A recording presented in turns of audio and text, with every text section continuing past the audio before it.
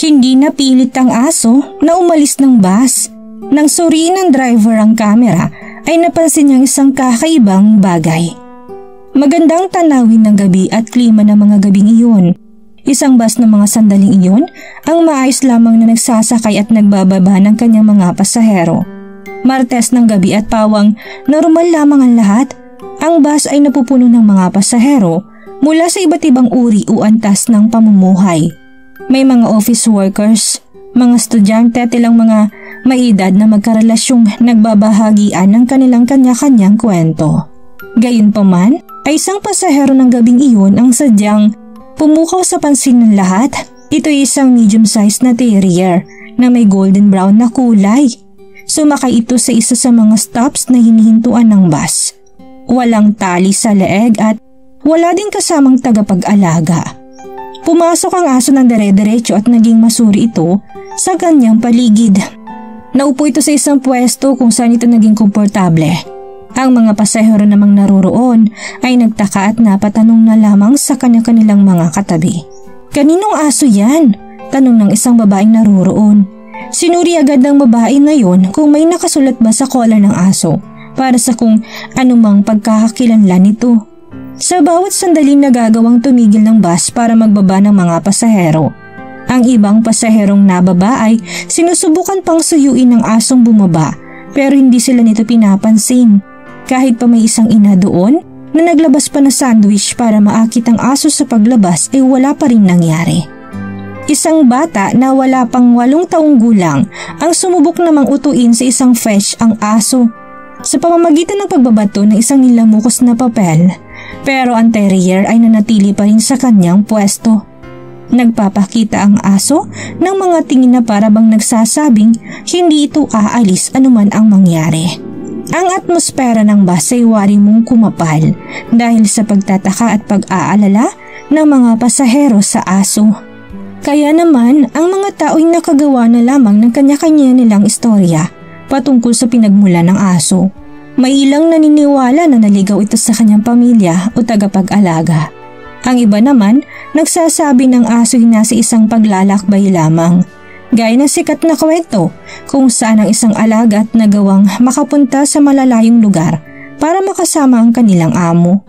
May mga pasahero din na nag-uusap kung iuwi na lamang ba nila ang aso para masigurong kaligtasan ito hanggat hindi nahahanap ng kanyang pamilya.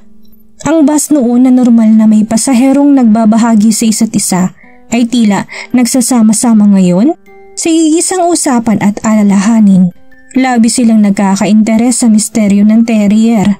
Ang isang matanda pa doon ay nagawang magkwento ng kanyang storya noon patungkol sa kanyang alaga na agad namang pinakinggan ng mga bata. Nagmamaneho man ay hindi na rin naiwasan ng driver na mapansin sa kanyang rearview mirror ang lahat-lahat. Agad siyang nag-announce sa intercom kung meron sinumang nawawalan ng aso pero wala siyang nakuhang magandang resulta. Habang lumalalim ang gabi ay tanging mga ilaw na lamang ng gusali at kalsada ang yung makikita sa daanan. Ang aso ay waring nakabuo na isang komunidad sa bus hanggang sa paglipas pa ng oras ay umuunti-unti na rin ang mga pasahero. Dito, sa isang bakanting upuan ay sumampa naman ang aso para makatulog. Matagal nang nagmamaneho ang driver ng bus na halos mag-iisang dekada na mapapadaan sa kanyang mga ruta. Kaya naman, normal na rin sa kanyang makaranas ng ilang bagay, gaya na nakalimutang payong, naiwang pitaka at patulog na mga pagod na pasahero sa biyahe. Pero ito lamang ang unang pagkakataon na may natulog na aso sa loob ng kanyang bus. Kaya naman si Fred, ang driver at agad na gumawa ng aksyon kung saan nilapitan na niya ang aso. Kinausap ni Fred ang aso na para bang kanya itong kaibigan. "Anong oras na ha? At ayaw mo pa bang umuwi?" Pagbukas ng kanyang overhead compartment, si Fred ay naglabas ng maliit na pakete ng biskwit habang nakaluhod para pakainin ng aso. Maging si Fred ay nag-aalala sa aso. "Tara na, baba ka na. Akong bahala sa'yo." Pag-aaya ni Fred. Alam niyang mayroong problema at naisip pahiwatig ang aso. Pero hindi pa niya yun malaman. Hindi naman niya maisip na iwan na lamang basta ang aso sa isang lugar hanggat sa magkaroon siya ng isang idea. Ang bus ay nakabitan pala ngayon ng bagong security camera system. Maaaring may nakunan nitong kasagutan sa kung bakit naroroon ang aso bago pa man ito makasakay. Nakatuon ng camera sa isang lugar sa bandang harap ng bus kung saan nagawa niya itong ma-rewind para masuwing mga nakaraang pangyayari. Dito napansin ni Fred ang oras kung kailan napasakay ang aso ng bus. Nagwawagayway pang buntot nito na waring sumusunod sa isang batang babae. May dala itong backpack na bumabagay sa ribbon nitong nakalagay sa buhok. Waring hindi mapaghiwalay ang dalawa na tila nagsasaya sa kabila ng distraction sa paligid. Pagkababa ng babae ng bus ay doon niya hindi napansin ang agad na pagsara ng pinto na naging dahilan ng kanilang paghihiwalay. Si Fred ay naawa na mapagtanto ang nangyari. Ang malungkot na mata ng aso ay nagpapahiwatig pala na pagkasabik nito sa bata niyang tagapag-alaga. Para maiayos ang lahat ay bumulong na lamang ng isang pangako si Fred sa terrier na hahanapin ng bata nitong amo na nakaimahe sa kanyang isip. Muli pang sinuri ni Fred ang security system para masigurado ang dapat niyang gawin. Nai-rewind niya ito sa oras kung kailan niya naisakay ang batang babae. Isang masiyahing batang babae na wala pang 10 taong gulang. Kasama nitong terrier na masigla pa habang nagwawagayway ng kanyang buntot dahilan para mapuno ng saya ang kanilang paligid. Nang makapwestong batang babae sa isang upuan, kasamang aso ay labis na napagmasdan ni Fred ang saya at lambingan ng dalawa. Hindi lamang basta paglalambing ng alaga sa kanyang amo kung hindi mas malalim pa kung titignan. Nagagawang magbiruan ng dalawa. Nawari mo silang nagkakaintindihan. Sabay pinapakain naman ng batang aso ng pagkain kinukuha nito sa kanyang bulsa. Nagpatuloy ang ganong eksena hanggang sa ang bus ay napuno ng mga tao. Mga tao na hindi maiwasang mapangiti sa paglalambingan ng bata at terrier. Base sa footage, bigla na lamang napahinto sa isang staff si Fred kung saan ang bata'y napatingin sa kanya na may pagkalito. Makikita na napatagal si Fred sa pagkakabukas ng pinto noon dahil sa technical glitch ng kanyang sensor. Napababa ang bata sa kanyang babaan pero nang papalapit ng aso doon na lamang nagsara ang kanyang pintuan na naging dahilan ng kanilang paghihiwalay. Hindi mas sinasadya ni Fred ang nangyari ay hindi ito mapigilan ang hindi maawa sa aso. Ang masaya at mapaglarong aso na kanyang nakita ay malayo sa kanyang napagmamasdan sa ngayon.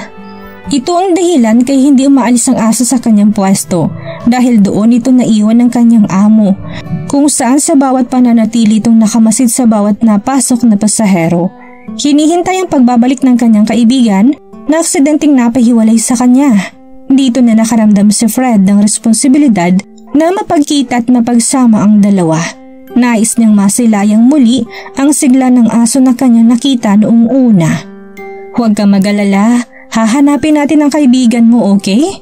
Pangakong sambit ni Fred sa aso. Si Fred ay isang driver na nanatili sa kanyang ruta at schedule sa bawat araw. Pero nakita niya ang pagsasamahan ng terrier at ng batang babae kaya naman naunawaan niya na may mga bagay din sa mundo na mas importante sa kung ano pa man. Sa isang ruta ay agad na niyang hindi na siya kumuha pa ng mga pasahero. Sa halip ay pinakiusapan niya na muna ang mga pasahero na may dadaanan lamang siyang isang lugar para sa isang misyon. Marahan siyang nagmaneho papadaan kung saan niya naisakay ang batang babae. Maging ang mga pasahero doon ay nasasabik na rin sa kung ano mang pwedeng mangyari. Doon na napahinto si Fred sa isang batang babae na tila hindi mapakali at nagpapalingon-lingon sa paligid. Doon pagkabukas ni Fred sa pintuan ng bus ay buong enerhiya na lumabas ang aso sa pagkasabik. Muling nagkita ang mag-amo at nadama ang yakap na isa't isa. Ang bus noon ay napuno ng customer na masaya at nagkakasiyahan sa muling pagsasama ng bata at ng kanya alaga. Nang araw na yun, ang bus ay naging daan para sa kasiyahan ng marami, lalo na ng bata at ng asong kanyang natulungan.